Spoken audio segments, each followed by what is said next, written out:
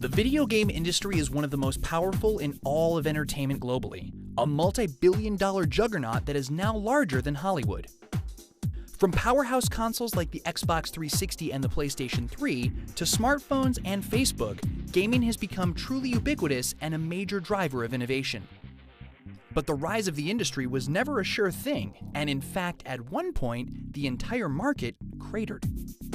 Major players were put out of business, the home console market vanished, and the entire art form nearly disintegrated.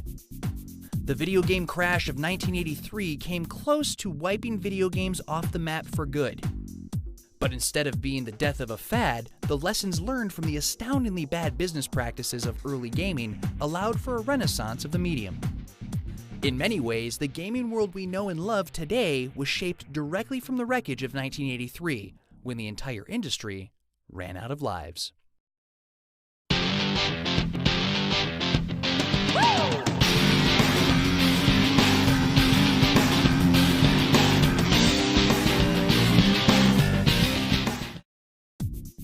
In the early 80s, these newfangled video games were changing the face of American business. The biggest name in the industry was Atari, and in only 3 years, their annual revenue had gone from $75 million to $2 billion. That made Atari the fastest growing company in the history of the United States. Games were making money hand over fist at a rate that defied belief. Nothing had ever caught on that quickly with audiences before, or that profitably. In fact, it had grown too quickly for its own good. The actual business of gaming was still very young. Nobody was really sure what it was that the audiences wanted, how to properly monetize their products, or how to reward their own employees. All they really knew was that, clearly, kids liked setting the high score. So by the 80s, when the sheer money in the market was obvious, everybody jumped on the bandwagon. Atari's video computer system, also known as the Atari 2600, was dominant. But it was competing with nearly a dozen other home consoles, including the Magnavox Odyssey 2, the ColecoVision, the Mattel Intellivision, and a host of others. Some of these companies were electronics companies, some were toy companies, and some were actually switching markets completely just to get on board. The market was completely oversaturated with consoles, and yet more kept coming. The industry was too young to realize that it was shooting itself in the foot, and still, more kept coming. Meanwhile, all of these consoles suddenly found themselves competing with another brand new technology, the personal computer. Unlike the specialized consoles, PCs were generalized devices that could be used as both business machines and gaming platforms, which made them a better overall investment for many households. PCs also had long-term memory, which allowed players to save their progress instead of having to start over every time. So not only were these numerous consoles competing with each other, but also the exploding PC market. So clearly, the industry didn't yet have the best business practices for their hardware. Perhaps it wasn't a surprise then that they didn't have the best practices for their software either. At the time, Atari and the others didn't want to recognize or reward their top programmers. These were the guys who actually made the games, and in that era, each game was made by a single programmer.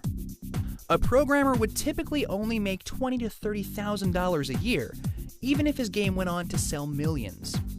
And he wouldn't even be appreciated for his work, because credits weren't allowed. Atari wanted Atari to be the only creator associated with any work. Individuals were merely cogs in the machine.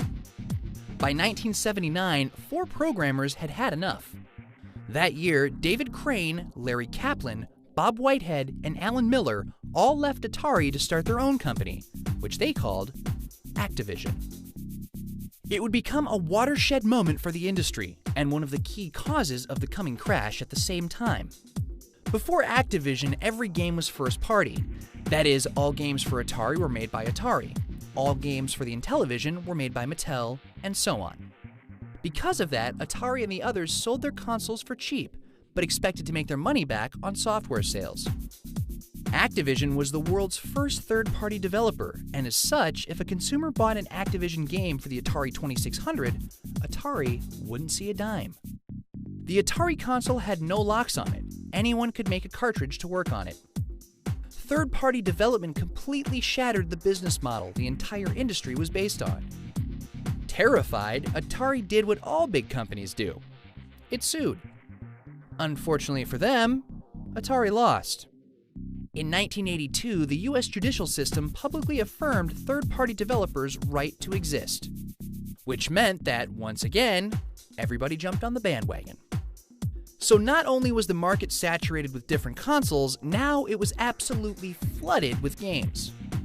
Companies that had no entertainment experience whatsoever, like Quaker Oats and Purina, started making video games because they seemed like an endless goldmine.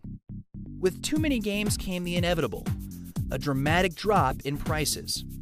Entire companies sprang up with the intention of making bad games that they could sell cheap. And none of these sales went back to the companies that actually made the consoles. Still, it all might have worked out if Atari had maintained its standard of quality. There will always be bad games, but if Atari could prove that their products were superior, audiences would remain loyal. But after the success of Activision, Atari's best programmers left in droves, fed up with low pay and no recognition. And then, on top of the talent vacuum, the worst happened. Business executives started losing touch with the real world. For example, in 1981, Atari acquired the license to the arcade sensation of the year, Pac-Man. So, the executives wanted a version of Pac-Man on the Atari 2600. Seems like a good idea, right? It is, unless you do it the way Atari did it. First of all, Atari only got the license late in the year, but wanted the game out in time for Christmas, which gave the programmer almost no time to actually make the game. Second, Atari calculated that the game would sell 12 million copies, but they had only sold 10 million consoles. They actually believed that people would want the game so badly that 2 million people who didn't even have a console would buy one just for Pac-Man. On top of all of that, they didn't ask one of their own programmers to make the game, possibly because all their best talent had already left. Instead, they contracted an outside freelancer. Problem was, they agreed to pay him a royalty for every unit manufactured. Not sold, manufactured. They'd already promised to make 12 million copies. In other words, the programmer was already guaranteed a giant payday before he even made the game, which didn't give him a big incentive to make the game any good, especially since he didn't have enough time to make a good game anyway. The result was a catastrophe.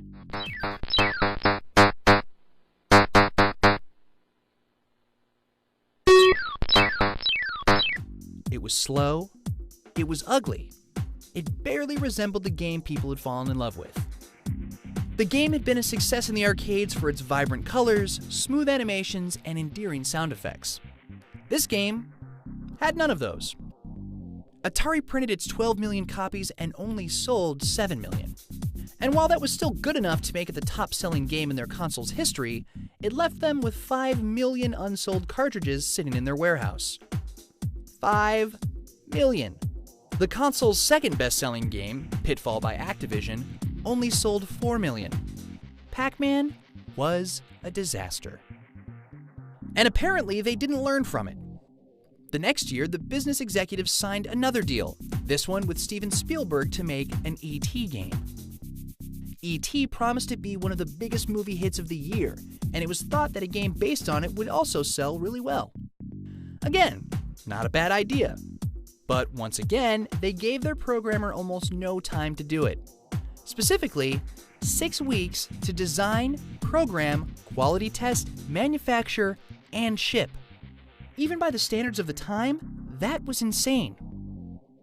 On top of this, to get the rights to E.T., Atari paid Spielberg $25 million up front. Then on top of that, Atari ordered 5 million copies to be produced. Only Pac-Man had sold more than 5 million copies in Atari's history. Once again, the executives believed that the strong E.T. name alone would send people in droves to buy the game. It didn't. After getting burned by Pac-Man, audiences didn't buy the game just based on the name. They waited to see if it was any good. And it shouldn't be a surprise that a game made in only 6 weeks resulted in one of the worst pieces of interactive entertainment ever produced.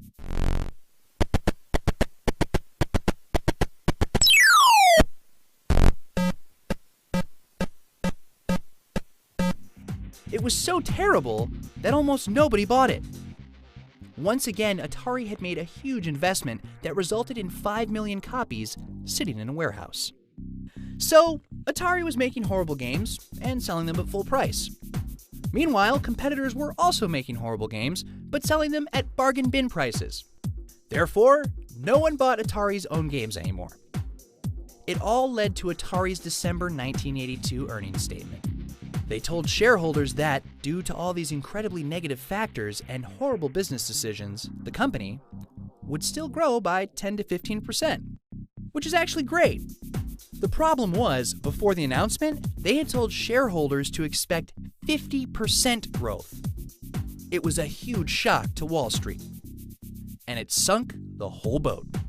Stock in Atari's owner, Warner, crashed. Sales of consoles and games, both oversaturated, tanked across the board. Rumor has it that, unable to sell their tens of millions of surplus cartridges, Atari sent them all to a landfill in New Mexico, bulldozed them, and then buried them in cement to cover up the embarrassment. Atari had been the banner of the gaming revolution, once upon a time the fastest growing company in American history. Now it was $500 million in debt. This was the video game crash of 1983. And so the gaming fad should have ended. Analysts predicted that it was game over, that audiences had moved on, that investors and retailers alike should look elsewhere. But the little medium struggled on. PCs continued their meteoric rise to prominence, and computer games never suffered any recession. It was this platform that allowed Activision to survive. Arcades, too, continued on strongly. Eventually, a few ambitious businessmen in Japan dared to think the impossible. Maybe home consoles weren't just a boom and bust fashion. Maybe audiences really did want dedicated, powerful entertainment devices. Maybe Atari's horrendous business decisions were more to blame than the medium itself. Maybe it was time for their company to take the plunge. The company was called Nintendo. They had already released a home console in Japan, the Famicom, which had sold well. But to bring it to the jaded American population, they'd have to reinstill confidence in the very idea of home systems. They did it by locking down their console. Unlike the open Atari 2600, which anybody could make a game for, the Nintendo Entertainment System would only work with cartridges that had a specific chip in them. Only Nintendo itself would hand out these chips. In other words, Nintendo would have full approval over any games coming to its system, and could reject inferior products. Aside from making sure the Nintendo games were fun across the board, it also helped them out from the business side. Atari had never seen a dime from third-party developers. But since only Nintendo had the magic chips, a third-party developer would have to agree to pay Nintendo royalties if they wanted to publish games on the NES. Atari had treated third-party developers like the enemy. Nintendo saw them as an untapped gold mine that could add to the diversity and quality of their console. And the rest is history. The NES destroyed Wall Street's expectations of failure by becoming a towering commercial success and an icon of the medium. By proving the home console market was never dead, just misunderstood, Nintendo began a legacy leading straight to modern powerhouse systems. Today, industry-wide acceptance of third-party development is the norm, all of whom are monetized by the console makers by their locked systems. The industry has enough experience under its belt to avoid the glaring mistakes of the past. But remember, this is not because publishers are smarter now than they were before, merely that they have the benefit of hindsight. The decisions that led to the crash of an entire industry have been studied and studied again, until they have become unthinkable in today's boardrooms. There will always be games that don't sell as well as expected, but you will never see warehouses full of unsold product again. The multi-billion-dollar juggernaut is as strong and vibrant as it is today directly because of the video game crash of 1983, the year the art form we all know and love seemed to die for good, and then, against all odds, respawn to fight another day.